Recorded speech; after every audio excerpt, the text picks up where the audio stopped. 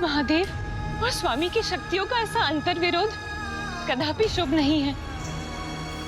इसलिए अब मुझे भी वहां उपस्थित होना ही होगा, जहां प्रभु महादेव और स्वामी एक दूसरे के समक्ष हैं।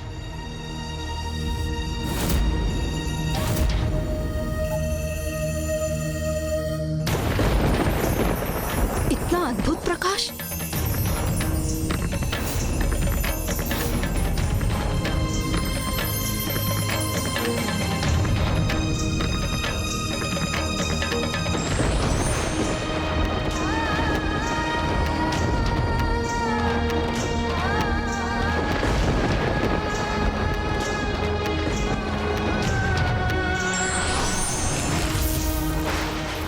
अद्भुत, आश्चर्य! प्रभु महादेव और प्रभु श्री हरि नारायण के सौम्य रूप में उनके दर्शन करने का अद्भुत सौभाग्य प्राप्त हो रहा है हमें।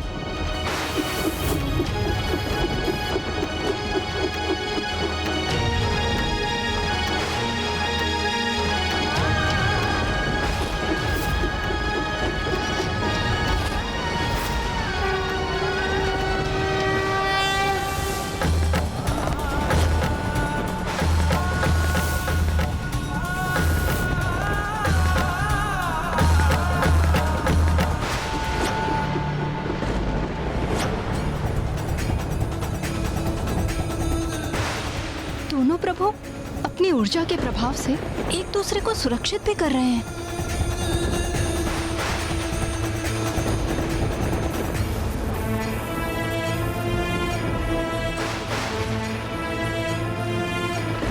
निस्वार्थ प्रेम का कितना अनूठा उदाहरण है ये। भले ही श्री हरि नारायण सब कुछ भूल चुके हों, किंतु उनके अंतर मन में अभी भी महादेव के प्रति अगाध भक्ति और प्रेम है, और कदाचित इसीलिए उनका ही अंश उनके विरुद्ध जाकर महादेव को रक्षित भी कर रहा है।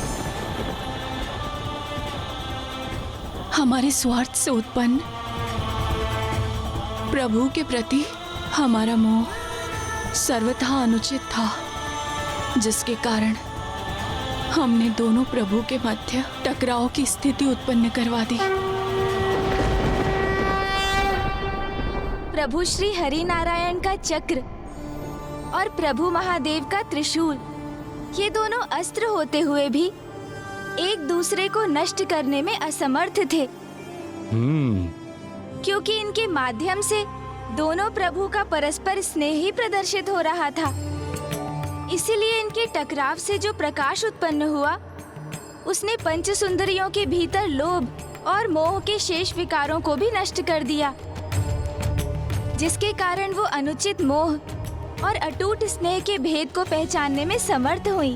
किंतु प्रभु, मैं अभी भी एक दुविधा में हूँ। यदि प्रभु श्री हरि नारायण और महादेव के अंश एक दूसरे को रक्षित कर रहे थे, तो फिर भी आपस में युद्ध क्यों कर रहे थे? ये इसलिए मूषक जी, क्योंकि प्रभु श्री हरि नारायण को अभी भी कुछ स्मरण नहीं आया था। वो तो पंच सुंदरियों को दिए हुए वरदान से अभी भी बंधे हुए थे, और जब तक वो उस स्थिति से बाहर नहीं आते, तब तक उस युद्ध को रोकने का कोई उपाय शेष नहीं था। और अब इस युद्ध में वो होने जा रहा था जिसे कोई नहीं टाल सकता था। एक ओर मेरे प्रभु महादेव ने पशुपतास्त्र का आवाहन कर लिया था, तो वहीं श्री हरि नारायण ने अपने नारायण अस्त्र का, वो नारायण अस्त्र जिसमें समस्त ब्रह्मांड की समस्त ऊर्जा संचित है,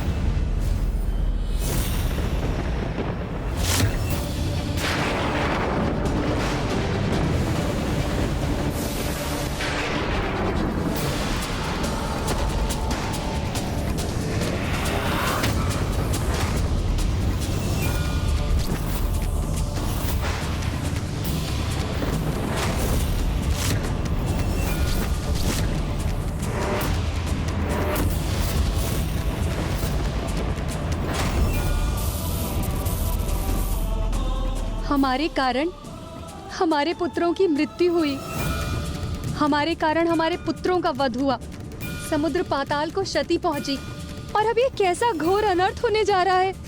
ये विध्वंस तो समस्त संसार के लिए विनाशकारी होगा।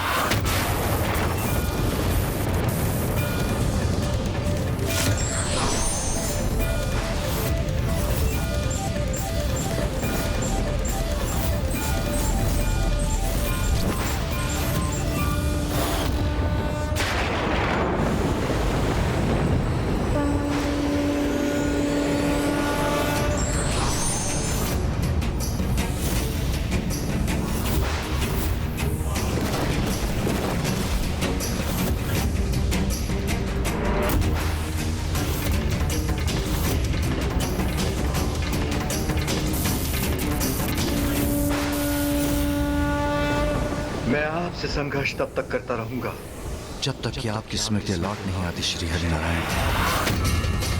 और मुझे पूर्ण विश्वास है ऐसा अवश्य होगा।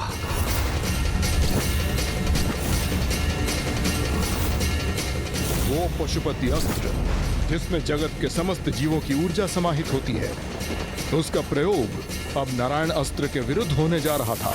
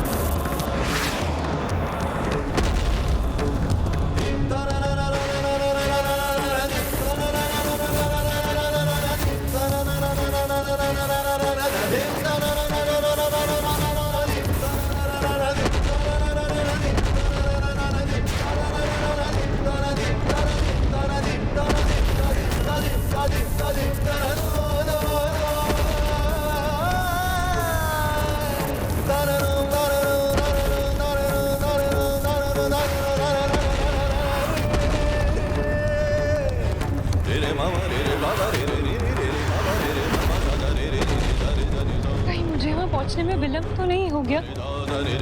वो सर्वनाशी युद्ध आरंभ तो नहीं हो गया?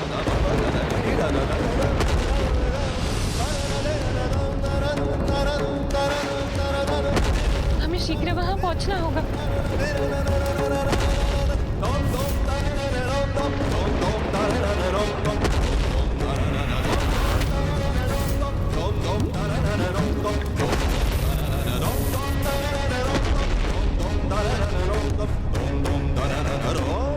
प्रभु की ये कैसी लीला है जो मेरे लिए सर्वथा अकल्पनीय है, वो कैसे घटित हो रहा है आज।